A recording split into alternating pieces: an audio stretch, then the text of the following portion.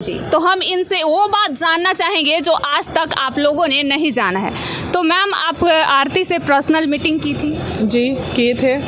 लगभग कितने घंटों तक आप लोग का मीटिंग चला? 2 घंटे। तो कुछ ऐसी बातें बताइए जो मीडिया में अभी तक नहीं आई है सर। देखिए, कुछ ऐसी बातें हैं और कुछ साक्ष्य भी हमारे पास ऐसे हैं जो सीधे हम कोर्ट में प्रस्तुत करेंगे। ठीक है, जब ज़रूरत पड़ेगी तो करेंगे। मामला अभी न्यायिक मामले में है और हम इंतज़ार कर रहे हैं अररिया माननीय न्यायालय का कि वहाँ से क्या निर्णय होता है। कुल मिला के 8 लोगों पे FIR हुआ या 9 लोगों पे, जिसमें 3 से 4 लोग जो हैं वो आजीवन कारावास में जाएंगे ही जाएंगे, मौत की सज़ा के उसमें। ये मुझे लग रहा है ऐसा। बाकी तो भाई झगड़े जब होते हैं, केस बनता है तो 4-5 लोगों का नाम ऐसे भी डाल दिया जाता है, ये अंडरस्टूड है। मैम, आप ये कह रही थी कि जो निर्भया का केस लड़ी थी वो एडवोकेट को आप बुलाने वाले। देखिए, चूँकि महिला विकास मंच में हम जो हैं वो कानूनी प्रक्रिया बहुत ज़्यादा नहीं जानते हैं, तो कुछ भी एक्सपर्ट एडवाइस लेना होता है वो हमारी राष्ट्रीय लीगल एडवाइज़र महिला विकास मंच की सीमा समृद्धि हैं। अच्छा। तो जो भी राष्ट्र लेवल पे कोई भी बड़ा केस आता है तो उनकी एडवाइजरी से ही काम होता है। तो अभी मैंने कुछ मुद्दे पे बात किया है उनसे और ज़रूरत पड़ी तो वो एक बार लीगल इश्यूज़ में सामने आएंगी बिहार में। अच्छा मैम, क्या अभी तो आरती का स्टेटमेंट काफ़ी पूरी तरीके से बदल गया है? जो मतलब पहले बोल रही थी वो अब नहीं बोल रही है और जो अब बोल रही है वो पहले नहीं बोल रही थी।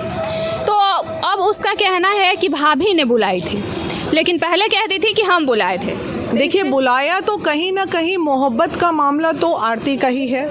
ये हमारा भी अनुभव कहता है कि आरती नहीं, रात वाला जो सीन है वो आरती का ही सीन है और भाभी उसमें ये राजदार हो सकती है कि ठीक है तुम बुला लो, कोई बात नहीं, हम हैं, संभाल लेंगे। एक साइकोलॉजिकल आपके सामने एक्सेप्ट की आरती कि हम बुलाए थे छोटू को?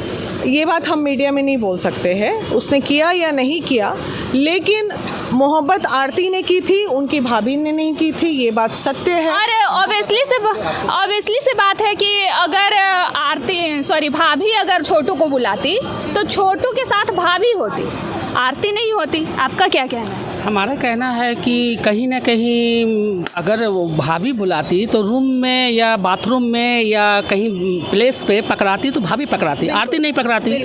और नहीं, आरती नाबालिग है, ना छोटू नाबालिग था, तो सज़ा दोनों को बराबर होनी चाहिए। आरती अपने मुद्दे से भटक रही है।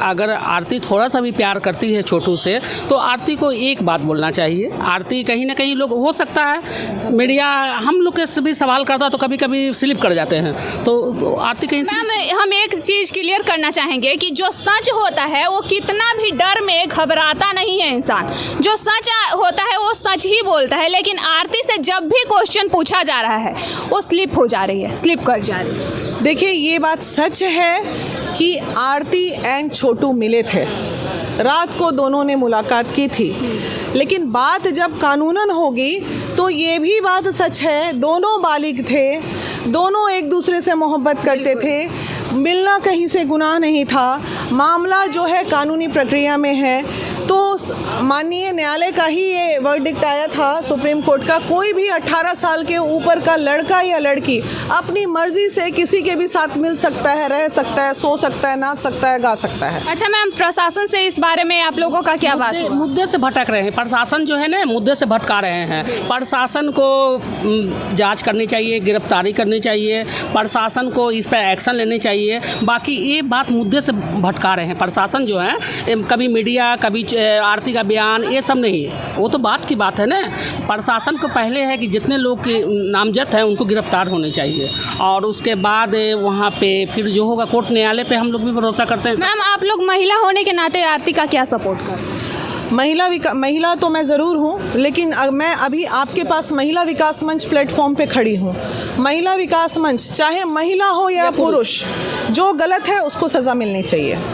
आपके नज़र में अभी आरती सही लग रही है? मेरे नज़र में तो मोहब्बत तो दोनों ने किया था, तो तो पीड़ा दोनों को मिलनी चाहिए थी। मारता उसका परिवार अगर तो आरती को भी सेम सज़ा मिलनी चाहिए थी।